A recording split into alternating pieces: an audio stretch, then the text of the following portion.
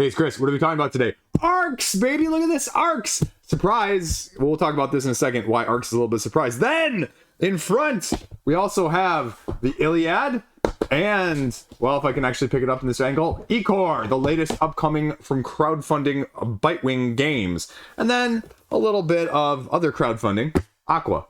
Aqua, yeah, I put that down right. Aqua, Diner, Tate Woo. Let's talk, right? And full disclaimer here at the beginning, right? Like, back to this. This is a crowdfunding, card-driven, Buttonshy-esque game.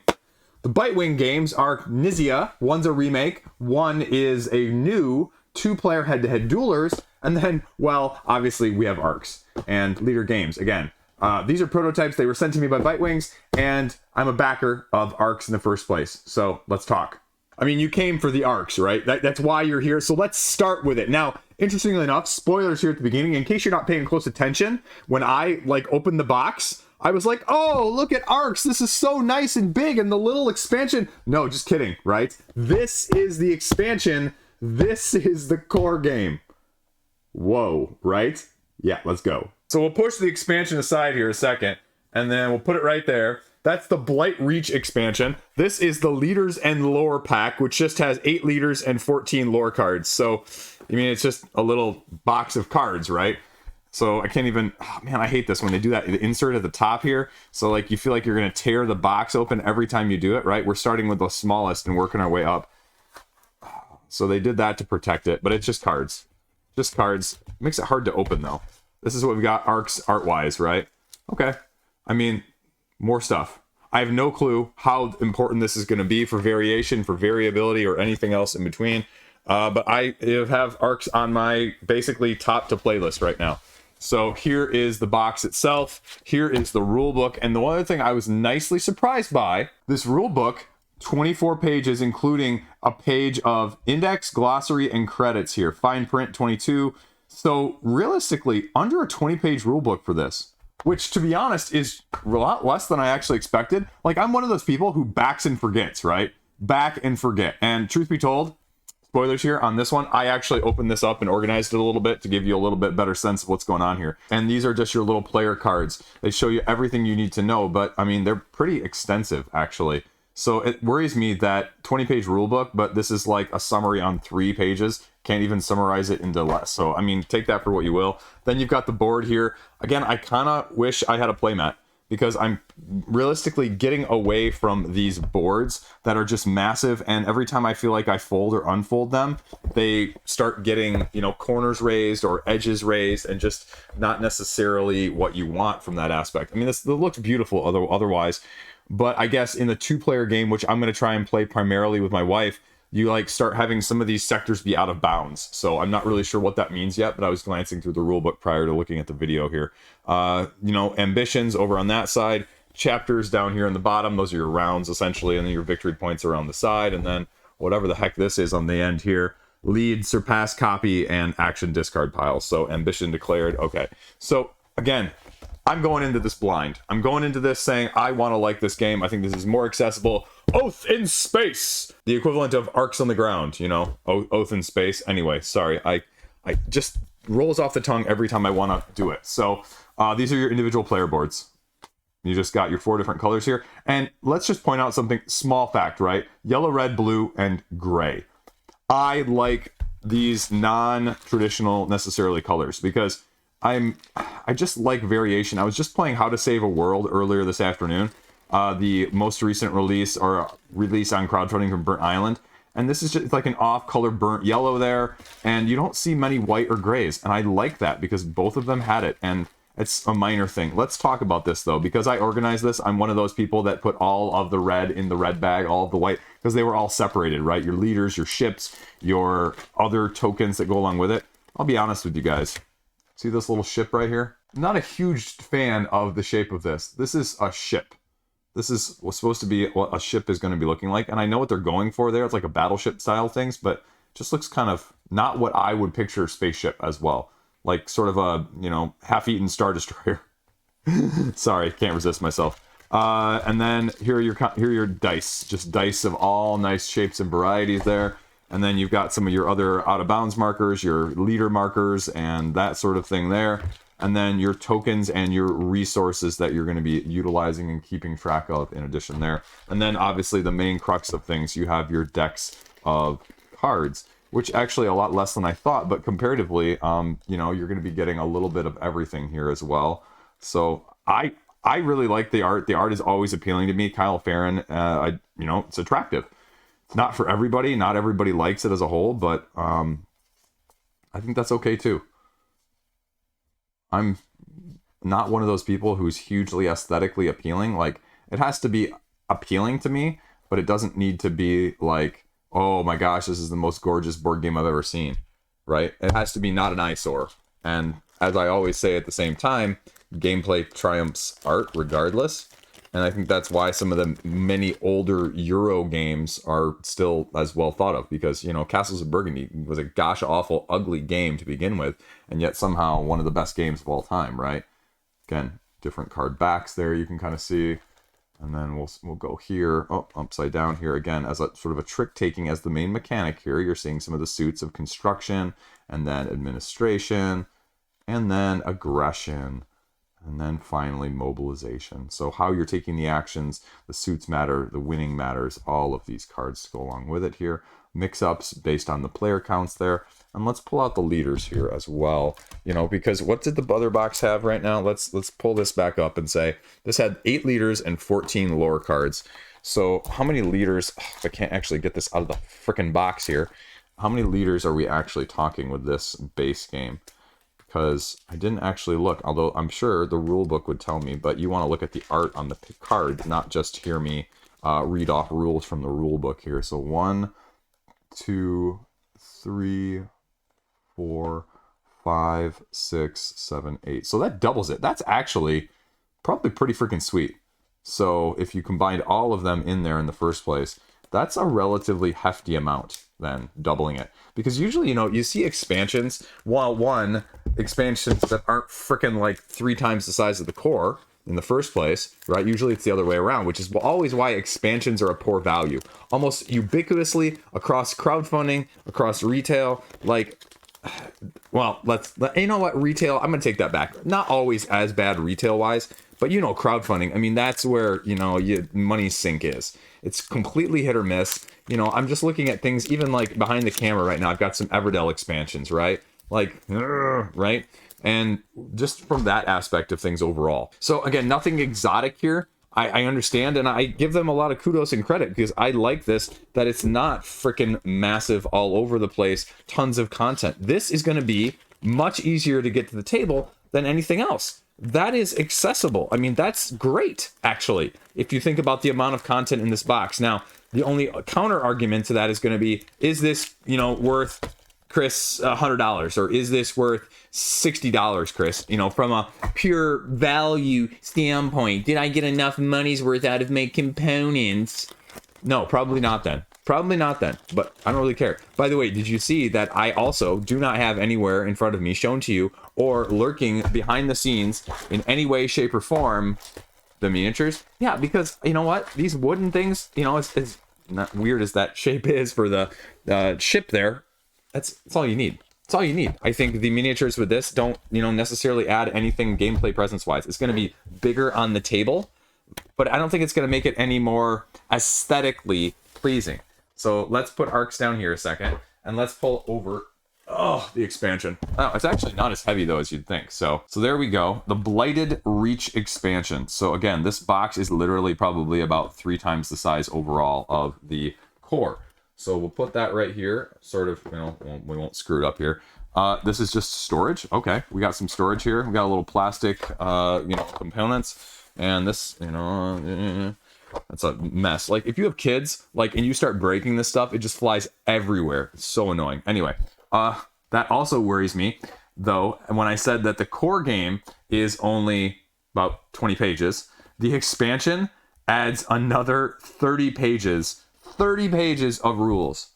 Whoo, dog. I hope this is just like super simple, like super integratable and easy just to play off of, and just like outlining things a little bit more. Because again, like, I'll be honest with you guys, I don't know. Edicts, again, the Imperials, Crises, the Blight, summits, negotiations, call to order, securing the council. The council is a card in the court with two sides in session and decided. The free states of the empire are crumbling. Event cards are happening across the board. Your imperials, your regents, and your outlaws based on your colors. Okay.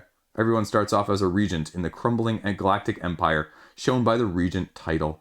One is a first regent, holds the imperial trust. A regent can become an outlaw, though, by calling a summit and can be attacked by the empire. Okay. So maybe a little bit of more oath, right? Where you got the chancellor and you got that going on. Other rules. I hope that that's just like a summary of what I just looked at, right? Because otherwise that'd worry me a little bit. Empire rules, the empire rules, intermission in between. Okay. Again, this is the big thing, right? Like, how much can you navigate of that style of things? Flagships here. These are nice. I mean, the production with Leader is top notch, so you never really worry about that. Flagship setup, resettling. These all appear to be symmetric, so there's no worry there right now. And then, you know what? I punched out the tokens in the other one, but I literally ripped off the wrapping of this right before filming this. So that's why you got this portion of things. So, I mean, just tokens, right? Just tokens and straightforward stuff.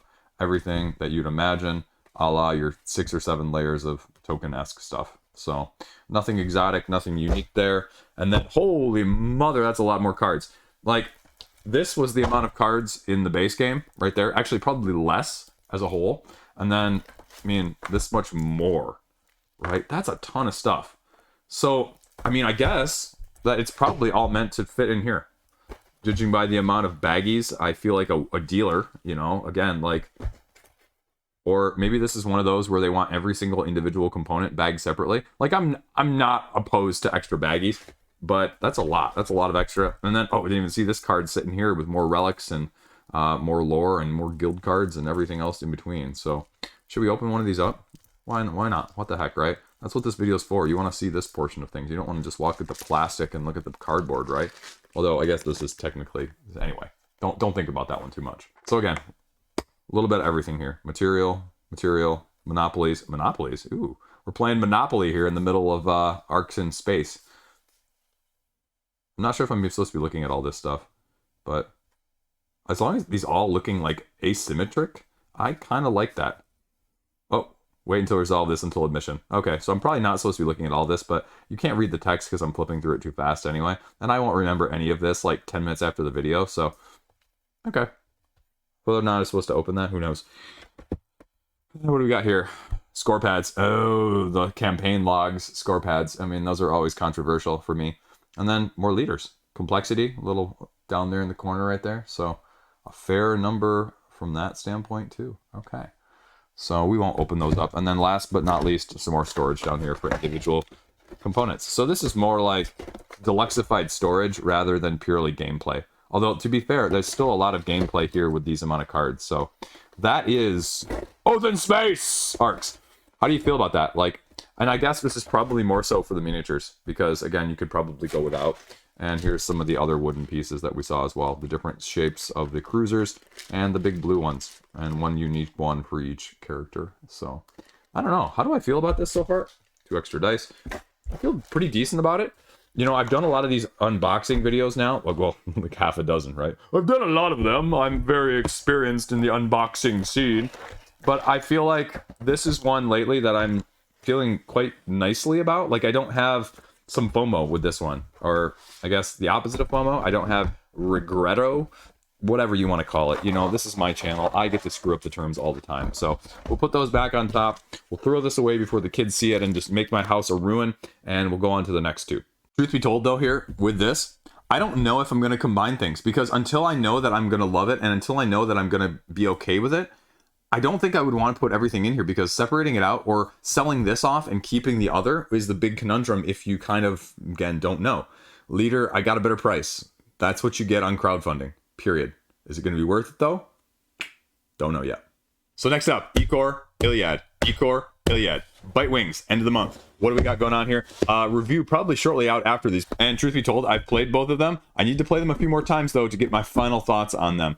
And so we have Iliad and we have Ichor, 2 completely different but also interesting games. Ichor is where you are going head-to-head on a 6x6 or 7x7 grid, monsters on one side, gods on the other, and you're basically just spending your tokens by moving your little pieces across the board, and you get all your tokens out and you win. But the monsters and the gods all have asymmetric powers that you're going to be using one time per game.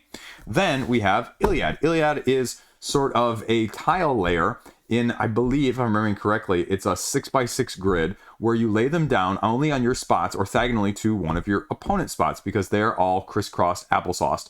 And so you lay them down until the rows and the columns are fixed. Whoever wins the row and the column in terms of the sum of your 3 tiles in each row or column wins their choice of the victory tokens on the sides. At the end of the game, you need to have a certain combination of tokens in order to, well, 1, claim victory, or 2, then if you can't, total them up and see who has the most. Let me show you. So here, we'll go with Ichor first, right?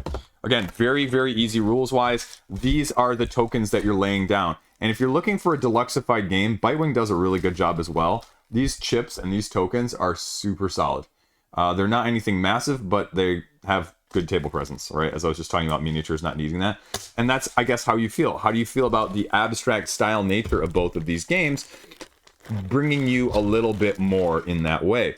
Again, here are the god cards, here are the monster cards. You can see here that the monsters, again, they just tell you kind of what they do, and they give you a little symbology up here, and then they give you a little text down here. After moving and placing tokens, stack 2 tokens on any one just placed. All you do in this game is you take out your little cloth mat here, and you have this grid, right? And this grid is just this many by this many, and you just lay your cards down in front of you, showing you how many of these you have out. In the 7x7, you lay 7 out here, as you can see. In the 6x6, you do the same thing. And you have just these ones that are going to be movable. And you move the little standees, if I can actually pull some of those out here for you.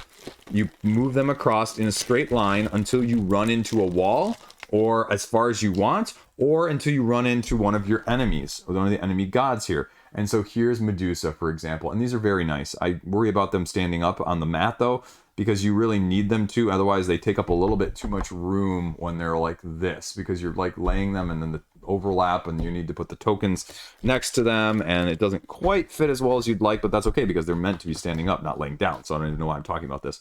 And you just go back and forth until, you know, somebody, in the aggressive nature of an abstract style area control that this is, has all of theirs out.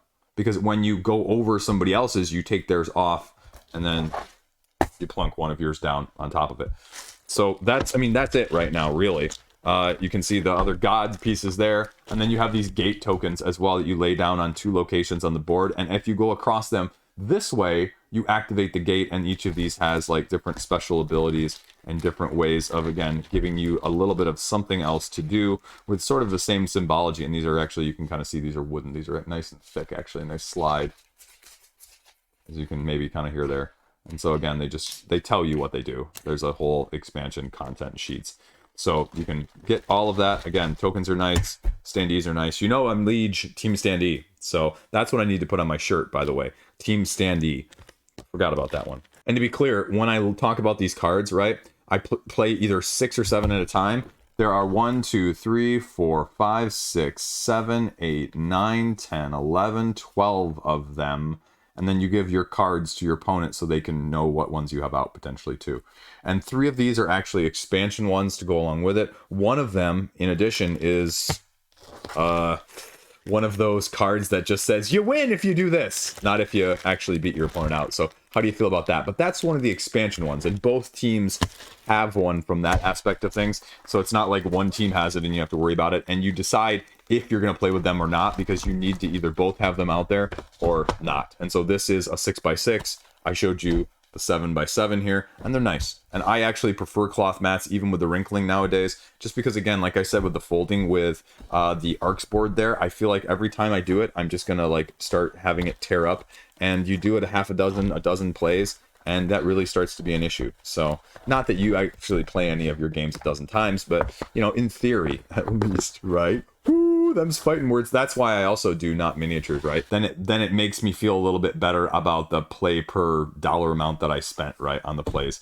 So again, this is the grid that you've got going on here. Like I said, 6x6 here. We'll zoom it out here so you can see now what this grid looks like from afar. But then essentially all you've got these 3 bags of tiles, right? You've got one side, the other, the red, the blue, and then you've got the victory ones over here. And all you do is you put the little victory tiles around the edges. You just line them up over here. There's going to be a pool, and either you get a certain color combination or you get the wedding bands, which are, if I can find one here a second. Let's see. Oh, screw it. We're just doing this in the video. The wedding bands right there. So if you get 2 of the wedding bands and like 4 of the different colors of the Greek gods, you win. Otherwise, you get 5 Greek gods color-wise, you win. And if nobody gets either of those, or somebody or both of you get both of them, then you, well, have to just count them up, because you have pluses, you've got minuses, and you've got ones of different values of the same god. And so the tricky part is, like, you only score your highest one, I think. So that is Iliad. And you just go down and you lay them. I'll show you, I guess, since we're doing this. You just lay them down. And 1 through 4s have a unique power. And then 5s are just super strong. And then there's this one other tile that basically copies the tiles next to it, if I can find one of those too. Screw it. You know what? I'm never going to find it here in the pile. So we should just dump the bag again. This is what you get on Liege games, right? Woo! Lost a tile. Tile down. And that was actually the tile that I needed. This one with the little arrows. So it becomes the sum of the ones that you're scoring on it on either side. So it's going to have 4 around it eventually. But if you're scoring the row, it doesn't score all 4. If you're scoring the row, it only scores this way. If you're scoring the column, it takes these 2. And if it's next to one of its own, well, then it just doesn't get, it's basically a 0. So there you go. That is Ichor and Iliad. Now, last up, Aqua. Aqua here. I actually got the crowdfunding edition, and it comes with like the base game and then like the travel version. And so you've got little passengers, you've got score markers here, and then it's basically, like I said, it's a Buttonshy-esque vibe. Is you've got these 18 cards, and you've got one person doing columns and one person doing rows, and that's all it is. And this shows you how to score. That gives you a little scoring expansion. I'll be honest, I probably don't need this little board down here. But it keeps track of, but you're really scoring at the end of the game, so we're not going to talk about that either way. But all you're doing is having a hand of 3 cards at the beginning of the game, and you have one of these out and one of these, you know, like face down, because you just have to lay them adjacent to one's down, but you lay them in the opposite orientation. You know, I couldn't think of the word for it, but if it's face up, you lay it face down. If it's face down, it's face up. So you lay it there, you'd lay it there, you'd lay it there, you'd lay it there. But it's set collection because I'm going to be scoring columns, the other person's going to be scoring rows, and you only score most of the points of the set collection if the numbers face up in the row or the column are between 10 and 20. So it's a very potentially take that, because you can then have people's numbered out if you lay a card to their row and it puts them over 20. The other aspect of things is if you surround a card here, then the cards get flipped up. And so what you're putting face down actually may matter too. Turtles need to be extra rivers to score. There's going to be column segregations and row segregations with a lily pad. So each one that has a consecutive lily pad in it also does another way of scoring. So it's just a super light, artistic, nice, aesthetic game. So Tate Wu did all the art, I think, for this game, as well as the design. So it's on crowdfunding, and there you go. I'll review out of these last 3 as well in the near future. So there you go. That's what we're doing. And, you know, that's all you need to see, because, again, like, unboxing videos don't need to be like an hour long of me showing you every single card and every single pack and every single, right? Like, you want to know the nuts and bolts of it. You want to hear me ramble, but you don't want to hear me rant for hours on end. And that's all you need out of it. So that's why I do these occasionally, just for fun, because I love talking about board games. You having fun? It's a question. Thanks for watching. Stay classy. Peace out. See you around.